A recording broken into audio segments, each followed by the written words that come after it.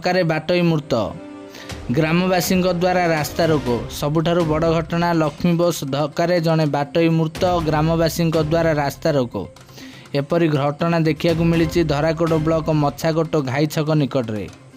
ରାସ୍ତା କଡ଼ରେ ଛିଡ଼ା ହୋଇଥିବା କାର୍ତ୍ତିକ ନାୟକ ନାମକ ଜଣେ 54 ବର୍ଷୀୟ ବୃଦ୍ଧ ଉପରକୁ ମାଡ଼ିଯାଇଛି ବସ୍। ବସ୍ ଧକ୍କାରେ ଘଟଣାସ୍ଥଳରେ ହିଁ ବୃଦ୍ଧ ଜଣଙ୍କର ମୃତ୍ୟୁ ହୋଇଥିବା ସମୟରେ ଗ୍ରାମବାସୀଙ୍କ ଦ୍ୱାରା ଦୀର୍ଘ 3 ଘଣ୍ଟା ଧରି ଶେରଗଡ଼ରୁ ବଡ଼ଗଡ଼କୁ ଯିବାକୁ ଥିବା ମୁଖ୍ୟ ସଡ଼କଟି ଅବରୋଧ କରାଯାଇଛି। ଘଟଣାସ୍ଥଳରେ Badagada police, Dharakote ATO, Aska SDPO ପହଞ୍ଚି ଲୋକମାନଙ୍କୁ ବୁଝାସୁଝା କରିବା ପରେ ଦୀର୍ଘ 3 ଘଣ୍ଟା ପରେ ରାସ୍ତାରୋକ ହଟିଛି।